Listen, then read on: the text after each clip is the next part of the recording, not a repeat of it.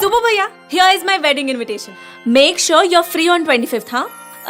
And one more thing. वैसे तो आप दुनिया भर को टिप्स देते रहते हो इन्वेस्टमेंट के लिए. Got any special tips for me?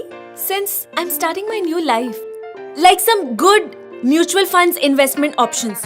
Lakshmi, invest करने से पहले ये जानना बहुत जरूरी है कि ब्रॉडली कितने टाइप्स के फंड्स होते हैं and which path do you wish to take.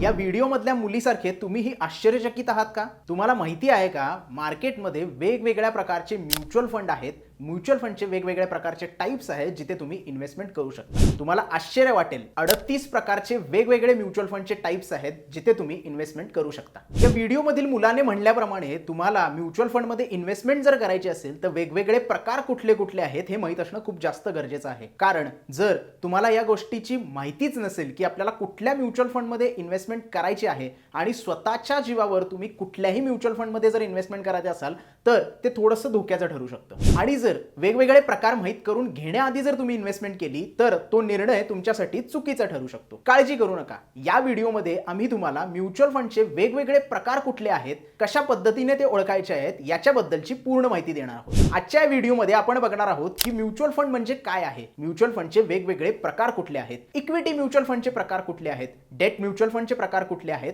Hybrid mutual फंडचे प्रकार कुठले आहेत आणि बरंच काही गोष्टी. आता कुठलाही वेळ वाया न घालवता आपण या व्हिडिओला सुरुवात करू. तत्पूर्वी जर तुम्ही या चॅनलवर नवीन आहात तर या चॅनलला सबस्क्राइब करायला विसरू नका, कारण असेच एज्युकेशनल व्हिडिओ आम्ही तुमच्यासाठी नेहमी आणत असतो.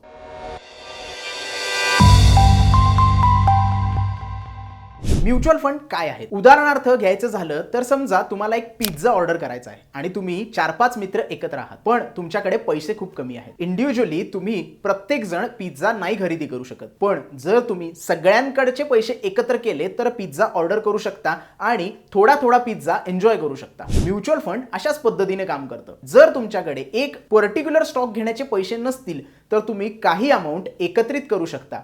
अशी जी स्मॉल अमाऊंट असते ती प्रत्येक जणाकडनं एकत्रित केली जाते आणि ती इन्व्हेस्टमेंट एखाद्या पर्टिक्युलर म्युच्युअल फंडमध्ये केली जाते. म्हणजेच ॲसेट मॅनेजमेंट कंपनी काय करते की सगळ्या माणसांचे थोडे थोडे पैसे एकत्र करते आणि त्यांच्यासाठी एक म्युच्युअल फंड अवेलेबल करून देते, जेणेकरून तुम्ही वेगवेगळ्या प्रकारचे स्टॉक डायव्हर्सिफाय करून त्यामध्ये बाय करू शकता. म्युच्युअल फंड हा एक पर्टिक्युलर प्रोडक्ट आहे ज्याच्यामध्ये तुम्ही वेगवेगळे स्टॉक्स, बॉन्ड्स, गव्हर्नमेंट सिक्युरिटीज एकत्रितरित्या बाय करू शकता. म्युच्युअल फंड इन्व्हेस्टरला अलाउ करते की तुम्ही पोर्टफोलिओ डायव्हर्सिफाय करू शकता, म्हणजे वेगवेगळ्या सेक्टरचे स्टॉक तुम्ही एकत्रितरित्या बाय करू शकता. याच्यासाठी तुम्हाला सगळा पैसा फंड मॅनेजरकडे द्यायचा असतो. फंड मॅनेजर आपल्या ॲनालिसिस प्रमाणे रिसर्च करून एखादा म्युच्युअल फंड डिसाईड करतो आणि त्याच्यामध्ये कुठले स्टॉक बाय करायचे आहेत याचा देखील अभ्यास करतो आणि ते स्टॉक तो तुमच्यासाठी बाय करतो. तुम्ही जे पैसे म्युच्युअल फंडद्वारे फंड मॅनेजरकडे दिलेले असतात किंवा ॲसेट मॅनेजमेंट कंपनीकडे दिलेले असतात त्या पैशाचा उपयोग ते पर्टिक्युलर स्टॉक वेगवेगळ्या पद्धतीने बाय करण्यासाठी वापरतो आणि तुम्हाला एक सर्टन पोर्टफोलिओ तयार करून देतो ज्याला आपण म्युच्युअल फंड म्हणतो. आता म्युच्युअल फंड म्हणजे काय हे तर बघितलं, पण त्याचे वेगवेगळे प्रकार काय आहेत याच्याबद्दल थोडीशी चर्चा करूया. जसं लोकांना वेगवेगळ्या चवीचं जेवण जेवायला खूप आवडतं, त्याच पद्धतीने लोकांना इन्व्हेस्टमेंट करताना वेगवेगळ्या प्रकारचे म्युच्युअल फंड इन्व्हेस्टमेंट करायसाठी खूप आवडतात. आता जर आपण बुफेचं उदाहरण घेतलं तर म्युच्युअल फंड आपल्याला त्याप्रमाणे दिसू शकतं. बुफेमध्ये वेगवेगळ्या चवीचे वेगवेगळ्या पदार्थ आपल्याला खायला मिळतात आणि लोकांच्या इच्छेप्रमाणे, लोकांच्या आवडीप्रमाणे तिथे आपल्याला वेगवेगळे पदार्थ बघायला मिळतात. म्युच्युअल फंड सेम पद्धतीने आपल्याला टाइप्स जे असतात ते प्रोव्हाइड करून देतं. सिमिलरली डिफरंट म्युच्युअल फंड तुम्ही सिलेक्ट करू शकता तुमच्या फायनान्शियल गोलच्या हिशोबानं आणि तुमच्या रिस्क टॉलरन्सच्या हिशोबानं. ऑक्टोबर 2017 मध्ये सेबीने काही गाईडलाईन्स आपल्या समोर आणल्या होत्या. त्या गाईडलाईन्स प्रमाणे कुठले क्लासिफिकेशन आणि रॅशनलायझेशन प्रमाणे आपल्या समोर कुठले म्युच्युअल फंडचे टाइप्स आहेत याच्याबद्दलची आपण आता थोडी माहिती घेऊया. सगळ्यात पहिल्यांदा आहे इक्विटी स्कीम. आता नावच सजेस्ट करतं की इक्विटी म्हणजे हे पर्टिक्युलर म्युच्युअल फंड कंपनीमध्ये इन्व्हेस्ट करतात, म्हणजे स्टॉक्समध्ये इन्व्हेस्ट करतात. या स्कीमचा उद्देश आहे लॉंग टर्म इन्व्हेस्टमेंट. जरी आपल्याला वाटत असेल की खूप जास्त रिस्की आहेत अशा प्रकारचे इन्व्हेस्टमेंट, तरी पण या इन्व्हेस्टमेंटमध्ये चांगले रिटर्न देण्याची क्षमता आहे. दुसरी स्कीम आहे debt scheme. Debt mutual fund मध्ये normally bonds, government security, treasury bill यामध्ये इन्व्हेस्टमेंट इन्व्हेस्टमेंट केली जाते. लक्षात घ्या, बॉन्ड्स हे एक प्रकारचं कर्ज आहे. ते कर्ज परत फेडण्यासाठी काही फंडची गरज पडते आणि ते फंड इन्व्हेस्टर कडून उचलले जातात आणि त्याच्या बदली आपल्याला इंटरेस्ट मिळतो. गव्हर्नमेंटला वेगवेगळे प्रोजेक्ट, वेगवेगळे इन्फ्रास्ट्रक्चर प्रोजेक्ट उभारण्यासाठी खूप जास्त फंडची गरज असते. अशा वेळी गव्हर्नमेंट डेट फंडद्वारे फंड रेज करते. अशा प्रकारच्या स्कीम मध्ये जर तुम्ही इन्व्हेस्टमेंट केलात तर रिस्क ही खूप कमी असते आणि रिटर्न्स खूप चांगल्या पद्धतीचे आणि स्टेबल रिटर्न मिळण्याची शक्यता असते. तिसरी स्कीम आहे हायब्रिड स्कीम. आता ही एक मजेशीर स्कीम आहे. हायब्रिड स्कीम मध्ये इक्विटी मध्ये पण इन्व्हेस्टमेंट केली जाते, म्हणजे स्टॉक मध्ये पण बाईंग केलं जातं आणि बॉन्ड्स मध्ये म्हणजे डेट फंड मध्ये पण इन्व्हेस्टमेंट केली जाते. अशा पद्धतीने जर इक्विटी फंड व्यवस्थित परफॉर्म नाही झाला आणि जर बॉन्ड परफॉर्म व्यवस्थित झाला तर तुमचे रिटर्न्स हे स्टेबल राहू शकतात. चौथी स्कीम आहे सोल्युशन ओरिएंटेड स्कीम. आता ह्या प्रकारच्या इन्व्हेस्टमेंट मध्ये नॉर्मली उद्देश हे असतं की तुमची retirement, child marriage, child education याचं उद्दिष्ट समोर ठेवून ही स्कीम आपल्या समोर आणली जाते, ज्याच्यामुळे तुमची जी वेल्थ आहे ती ओव्हर द पिरियड चांगल्या पद्धतीने ग्रो होईल. त्यामुळे अशा इन्व्हेस्टमेंटमध्ये, अशा म्युच्युअल फंडमध्ये जर तुम्ही इन्व्हेस्टमेंट केली तर तुमची रिटायरमेंट एक प्रकारे चांगल्या पद्धतीने तुम्ही प्लॅन करू शकता. बेसिकली सांगायचं झालं तर फायनान्शियल गोल किंवा तुमचं एक उद्दिष्ट अचीव करण्यासाठी अशा स्कीममध्ये लोक इन्व्हेस्ट करतात आणि ह्या मोस्टली स्कीम ज्या असतात त्या क्लोज एंडेड म्युच्युअल फंडमध्ये कन्सिडर होतात, ज्याला 5 वर्षाचा लॉकिंग पिरियड असतो. शेवटची स्कीम आहे अदर स्कीम्स किंवा अदर म्युच्युअल फंड त्याला म्हणू शकतात. याच्यामध्ये आपल्याला इंडेक्स फंड आणि फंड्स ऑफ फंड बद्दल माहिती मिळते. काळजी करू नका, कॉम्प्लेक्स जरी वाटत असेल तरी या मुद्द्यावर आपण परत येऊया. आता तुम्हाला लक्षात असेल सुरुवातीला मी सांगितलेलं की 38 प्रकारचे म्युच्युअल फंड आहेत ज्याच्यामध्ये तुम्ही इन्व्हेस्टमेंट करू शकता आणि मी आतापर्यंत फक्त 5च म्युच्युअल फंडचे वेगवेगळे स्कीम तुम्हाला सांगितले आहेत. घाबरू नका, वेगवेगळ्या क्लासिफिकेशन प्रमाणे कुठले कुठले प्रकार याच्यामध्ये आहेत याच्याबद्दलची माहिती आज आपण घेऊ.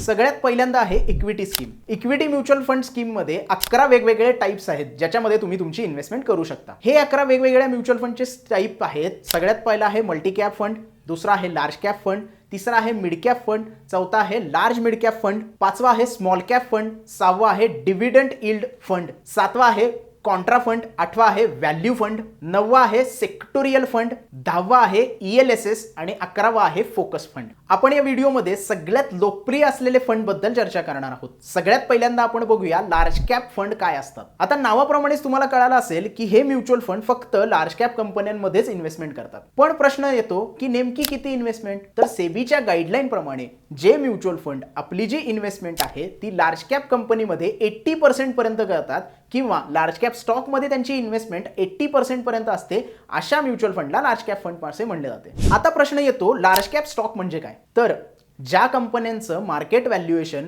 20,000 कोटीपेक्षा जास्त आहे अशा सगळ्या कंपन्यांना लार्ज कॅप स्टॉक किंवा लार्ज कॅप कंपनीज म्हणलं जातं. सेबीच्या गाईडलाईन प्रमाणे किंवा सेबीनं ज्या गोष्टी डिफाईन केल्या त्याप्रमाणे टॉप 100 स्टॉक हे त्याच्या मार्केट कॅपिटलायझेशन प्रमाणे ठरतात आणि ते टॉप 100 स्टॉक हे लार्ज कॅप स्टॉक म्हणून आपल्याला मार्केटमध्ये अवेलेबल आहेत. भारतातील काही मोठे टॉप 100 मध्ये येणारे ब्रँड म्हणजे Reliance, HUL, Infosys, TCS, Wipro या सगळ्या कंपन्या आहेत. आता जर या कंपन्यांची नावं जर तुम्ही बघितली तर तुम्हाला कळेल की हे स्टॉक जास्त वोलाटाईल नसतात, जसे आपल्याला मिड कॅप आणि स्मॉल कॅप मध्ये बघायला मिळतं. गेल्या 5 वर्षाचा जर डेटा आपण बघितला लार्ज कॅप फंडचा तर 12.21% इतक्या ॲव्हरेजनं आपल्याला रिटर्न मिळालेले आहेत. 3 वर्षाच्या रिटर्नचा जर विचार केला तर साधारण 23% पेक्षा जास्त रिटर्न्स आपल्याला इथे लार्ज कॅप फंड जनरेट करून देतात आणि 10 वर्षाचा जर आपण रिटर्न बघितला तर साधारण 14% आसपास आपल्याला बघायला मिळतो. दुसरा पार्ट आहे mid cap fund. Large cap fund प्रमाणे मिड कॅप फंड मध्येही लोक इन्व्हेस्टमेंट करतात. मिड कॅप फंड काय आहे हे आता समजावून घेऊया. Mid cap fund mainly mid cap stock मध्ये इन्व्हेस्टमेंट करतात आणि त्याची इन्व्हेस्टमेंट ही 65% पर्यंत असते. म्हणजे जे म्युच्युअल फंड किंवा जे ॲसेट मॅनेजमेंट कंपनी 65% पेक्षा जास्त किंवा 65% पर्यंत आपली इन्व्हेस्टमेंट मिड कॅप कंपन्यांमध्ये करतात त्यांना मिड कॅप फंड असं म्हटलं जातं. सेबीच्या गाईडलाईन प्रमाणे 1 ते 100 आपण लार्ज कॅप कंपनीज बघितल्या. 101 पासून 250 पर्यंत ज्या कंपन्या आहेत त्या मिड कॅप कंपन्यांमध्ये कन्सिडर केल्या जातात आणि मिड कॅप कंपन्या ह्या लार्ज कॅप कंपन्यांपेक्षा जास्त रिस्की इन्व्हेस्टमेंट मानल्या जातात. गेल्या 5 वर्षाचे रिटर्न्स जर आपण बघितले मिड कॅप कंपनीचे तर साधारण आपल्याला दिसून येतं रिटर्न्स जे आहेत ते साधारण 15% आसपास जनरेट झालेले आहेत. 3 वर्षाचे रिटर्न बघितले तर 33% आसपास आणि 10 वर्षाचे जे रिटर्न बघितले तर साधारण 20% आसपास आपल्याला रिटर्न इथे बघायला मिळतात. आता आपण स्मॉल कॅप फंड काय आहेत हे थोडंसं समजावून घेऊया. नावाप्रमाणेच स्मॉल कॅप म्युच्युअल फंड हे स्मॉल कॅप कंपनीमध्ये इन्व्हेस्टमेंट करतात. सेबीच्या गाईडलाईन प्रमाणे सांगितल्याप्रमाणे जर कुठली ॲसेट मॅनेजमेंट कंपनी आपल्या ॲसेटच्या 65% इन्व्हेस्टमेंट जर स्मॉल कॅप कंपनीमध्ये करत असेल तर अशा म्युच्युअल फंडना स्मॉल कॅप म्युच्युअल फंड असे म्हणलं जाते. 251 नंतरचे जेवढे स्टॉक आहेत ते सगळे स्मॉल कॅप मध्ये कन्सिडर केले जातात. या प्रकारच्या स्टॉकमध्ये इन्व्हेस्टमेंट करणं थोडंसं रिस्की असतं आणि इन्व्हेस्टर हाय ग्रोथ पोटेन्शियल म्हणून या स्टॉककडे बघतात किंवा अशा प्रकारच्या म्युच्युअल फंडकडे बघतात. गेल्या 5 वर्षाचा रिटर्न जर आपण स्मॉल कॅप म्युच्युअल फंडचा बघितला तर 16.53 एवढा आपल्याला बघायला मिळतो. 3 वर्षाचे जर रिटर्न आपण बघितले स्मॉल कॅपचे तर 44% एवढे आपल्याला बघायला मिळतात आणि 10 वर्षाचे रिटर्न्स जर आपण बघितले तर 21.42% एवढे आपल्याला बघायला मिळतात. हे सगळे रिटर्न्स पर एन्युअम प्रमाणे कॅल्क्युलेट केलेले आहेत. आता तुम्हाला एक बोनस टिप आहे, जर तुम्ही इक्विटी म्युच्युअल फंड शोधत असाल तर एक ठराविक कालावधी तुम्ही ठरवला पाहिजे आणि त्याचं अनालिसिस केलं पाहिजे. म्हणजे 5 वर्ष आणि 10 वर्षाचा परफॉर्मन्स कसा आहे याचा जर तुम्ही अभ्यास केला तर तुम्हाला एक चांगला म्युच्युअल फंड निवडीसाठी मदत होऊ शकते आणि तुमची रिस्क किती आहे आणि रिटर्न्स किती मिळणार आहेत याचा तुम्हाला चांगल्या प्रकारे अंदाज येऊ शकतो, ज्याच्या मदतीने तुम्ही एक चांगला म्युच्युअल फंड निवडू शकता आणि लॉंग टर्म साठी त्याच्यामध्ये इन्व्हेस्टेड राहू शकता. आता आपण डेट फंड बद्दल बोलूया. डेट फंड 16 वेगवेगळ्या प्रकारामध्ये डिवाइड केलं जातं. हे 16 वेगवेगळ्या टाईप अशा पद्धतीने आहेत. सगळ्यात पहिल्यांदा आहे ओव्हरनाईट फंड, दुसरा आहे लो ड्युरेशन फंड, तिसरा आहे लिक्विड फंड, चौथा आहे अल्ट्रा शॉर्ट ड्युरेशन फंड, पाचवा आहे मिड ड्युरेशन फंड, सहावा आहे mid too long duration fund, सातवा आहे लॉंग ड्युरेशन फंड, आठवा आहे मीडियम ड्युरेशन फंड, नववा आहे मनी मार्केट फंड, 10वा आहे डायनामिक बॉन्ड, 11वा आहे कॉर्पोरेट बॉन्ड फंड, 12वा आहे क्रेडिट रिस्क फंड, 13वा आहे बँकिंग अँड पीओसी फंड, 14वा आहे गिल्ट फंड, 15वा आहे guilt fund with 10 years constant duration fund आणि 16वा आहे फ्लोटेड फंड. आपण या व्हिडिओमध्ये काही पॉप्युलर स्कीम डिस्कस करणार आहोत. त्यातला सगळ्यात पहिला पार्ट आपण बघणार आहोत तो म्हणजे लिक्विड फंड काय आहे. तर लिक्विड फंड अशा प्रकारचा डेट फंड आहे ज्याच्यामध्ये तुम्ही इन्व्हेस्टमेंट करू शकता ज्याची मॅच्युरिटी 91 किंवा त्याच्यापेक्षा कमी दिवसाची आहे. याच्यामध्ये कमर्शियल पेपर आणि ट्रेजरी बिलचा समावेश असतो. या पर्टिक्युलर म्युच्युअल फंडचा जो मॅच्युरिटी पिरियड असतो तो खूप कमी असतो आणि हाय ग्रेड डेट सिक्युरिटीमध्ये याची इन्व्हेस्टमेंट असते. यावरून आपल्याला लक्षात येते की याची रिस्क खूप कमी असते आणि रिटर्न्स पण खूप जास्त चांगले नसतात, म्हणजे ॲव्हरेज रिटर्न आपल्याला इथे मिळू शकतं. पण जर बाकीच्या म्युच्युअल फंड बरोबर आपण याचे कंपॅरिझन केलं तर पर्टिक्युलरली हा जो डेट म्युच्युअल फंड आहे किंवा लिक्विड म्युच्युअल फंड आहे हा खूप सेफ म्युच्युअल फंड असा म्हणला जातो. गेल्या 1 वर्षाचा रिटर्न जर आपण बघितला तर लिक्विड फंडनं 6.25% आपल्याला रिटर्न जनरेट करून दिले आहेत. 3 वर्षाचा विचार केला तर 4.37% एवढे रिटर्न आपल्याला वार्षिकरित्या या फंडमधून मिळालेले आहेत. आणि 5 वर्षाचा जर आपण कन्सिडर केला किंवा 5 वर्षाचे रिटर्न जर आपण बघितले तर 5%च्या वरती रिटर्न्स आपल्याला अॅन्युअली या फंड मधून मिळतात. नेक्स्ट आपण बघूया मनी मार्केट फंड काय आहे. मनी मार्केट फंड हे एका प्रकारचे डेट फंड आहेत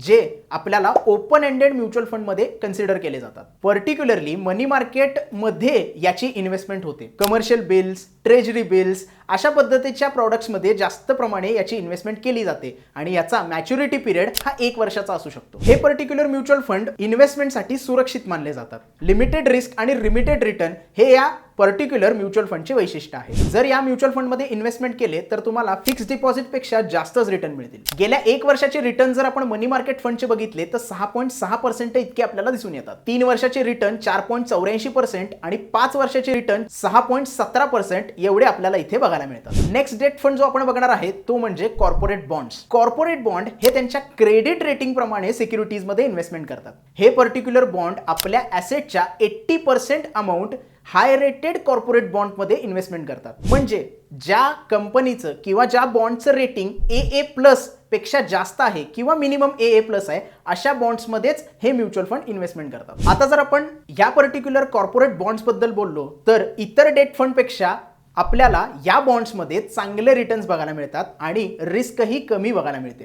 गेल्या 1 वर्षाचे ॲव्हरेज रिटर्न जर आपण कॉर्पोरेट बॉन्डचे बघितले तर 7% पर्यंत आपल्याला बघायला मिळतात. 3 वर्षाचा डेटा जर आपण रीड केला तर 5.3% आणि 5 वर्षाचा डेटा जर बघितला तर 7.32% एवढे रिटर्न्स आपल्याला कॉर्पोरेट बॉन्ड्स जनरेट करून देतात. आता एक छोटीशी टिप, जर तुम्ही म्युच्युअल फंडचा एक पोर्टफोलिओ तयार केला असेल आणि त्याच्यामध्ये जर कॉर्पोरेट बॉन्डमध्ये तुम्ही इन्व्हेस्टमेंट केली असेल तर त्याचे रेटिंग्स वेळच्या वेळी चेक करत जावा.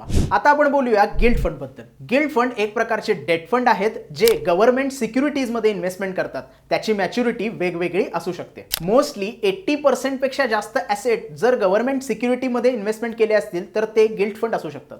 आता याच्यावरूनच आपल्याला लक्षात येते की हे गव्हर्नमेंट सिक्युरिटीमध्ये इन्व्हेस्टमेंट करतात म्हणजे मूळ रक्कम आणि त्याच्यावर मिळणारं व्याज याच्यावर आपल्याला काहीही धोका नाहीये, म्हणजे परत मिळण्यासाठी कुठलाही धोका आपल्याला इथे निर्माण होत नाही. परंतु गव्हर्नमेंट लॉंग टर्म साठी कर्ज घेते आणि इंटरेस्ट रेट चेंज होत असतात, त्याचा परिणाम मात्र तुमच्या रिटर्न्सवर बघायला मिळू शकतो. गिल्ड फंडच्या रिटर्न्सचा जर विचार केला तर गेल्या 1 वर्षाचे ॲव्हरेज रिटर्न 8.13% इतके आहेत. 3 वर्षाच्या रिटर्न्सचा जर विचार केला तर 4.82% पर ॲन्युअम इतके रिटर्न जनरेट केलेले आहेत आणि 5 वर्षाचे रिटर्न्स जर सरासरी काढली तर 8.03% इतके पर ॲन्युअम रिटर्न्स आपल्याला मिळू शकतात. आता आपण हायब्रिड स्कीम काय आहेत याच्याबद्दल चर्चा करूया. जसं मी सुरुवातीला सांगितलं होतं की हायब्रिड स्कीम इक्विटी आणि डेट या दोन्हीमध्ये इन्व्हेस्टमेंट करतात आणि सेबीच्या नुसार 7 वेगवेगळ्या कॅटेगरीजमध्ये हायब्रिड फंड डिवाइड होतात. हे 7 वेगवेगळे प्रकार आहेत: conservative hybrid fund, aggressive hybrid fund, balance hybrid fund, dynamic asset allocation किंवा त्याला आपण बॅलन्स ॲडव्हान्टेज फंड पण म्हणू शकतो. 5वा आहे मल्टी ॲसेट अलोकेशन फंड, 6वा आहे arbitrage fund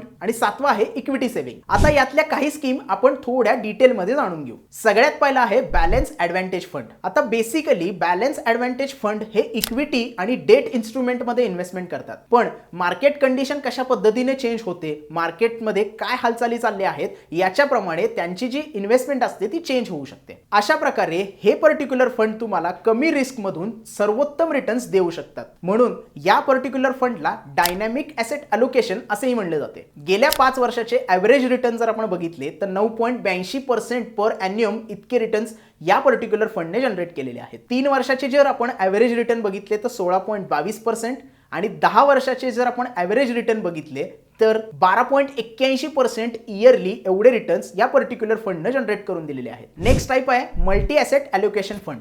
multi asset allocation fund हा अशा प्रकारचा हायब्रिड फंड आहे जो 10% ॲटलिस्ट 10% इन्व्हेस्टमेंट 3 वेगवेगळ्या डिफरंट ॲसेटमध्ये करतो. या फंडमध्ये सामान्यतः इक्विटी, डेट, सोनं किंवा रिअल एस्टेट अशा पद्धतीच्या वेगवेगळ्या ॲसेटमध्ये इन्व्हेस्टमेंट केली जाते. मल्टी ॲसेट अलोकेशनचे 5 वर्षाचे रिटर्न्स जर आपण ॲव्हरेज बघितले तर 13.17% ॲन्युअली रिटर्न्स जनरेट करून देणारे आहेत. 3 वर्षाचे रिटर्न जर आपण बघितले तर 22% पेक्षा जास्त रिटर्न आपल्याला इथे बघायला मिळतात आणि 10 वर्षाचे रिटर्न जर आपण बघितले तर 12.14% पर ॲन्युअम एवढे रिटर्न या फंडने आपल्याला आतापर्यंत कमवून दिले आहेत असं दिसून येतंय. जर एखादी ॲसेट व्यवस्थित काम करत नसेल किंवा त्याची कामगिरी चांगली नसेल तर दुसरी ॲसेट आपल्याला चांगले रिटर्न्स मिळवून देऊ शकते आणि म्हणूनच हा particular mutual fund risk free आणि डायव्हर्सी पोर्टफोलिओ तुम्हाला बनवून देतो. आतापर्यंत आपण इक्विटी स्कीम, डेट स्कीम आणि हायब्रिड स्कीम याच्याबद्दल चर्चा केली, पण याच्या व्यतिरिक्त सोल्युशन ओरिएंटेड स्कीम पण मार्केटमध्ये अवेलेबल आहेत. आता त्याच्याबद्दल थोडीशी चर्चा करूया. Solution oriented scheme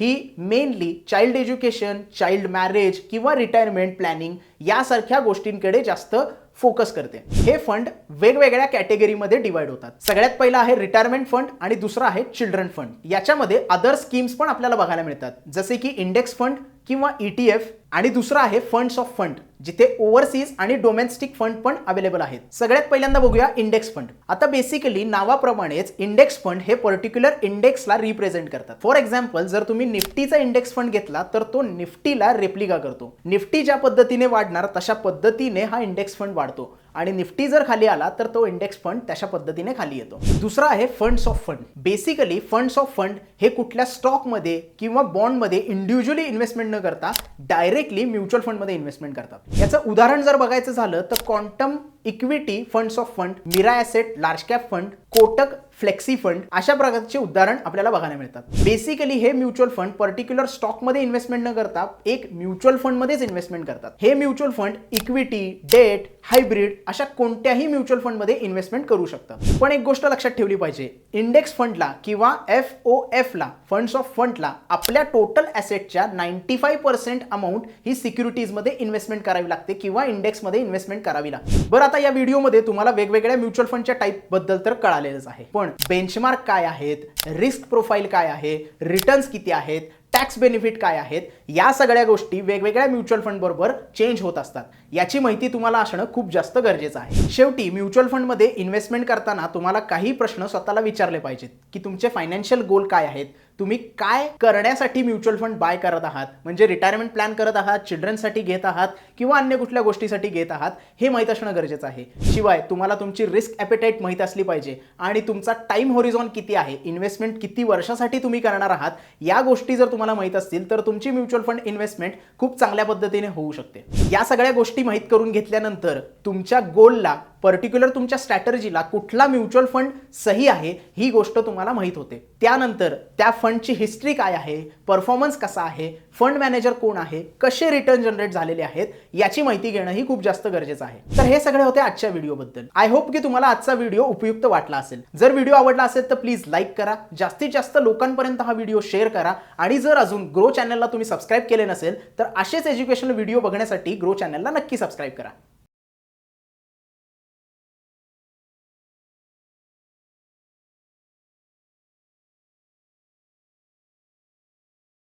Investment in securities market are subject to market risks. Read all the related documents carefully before investing. Please read the risk disclosure documents carefully before investing in equity shares, derivatives, mutual fund, and or other instruments traded on the stock exchanges.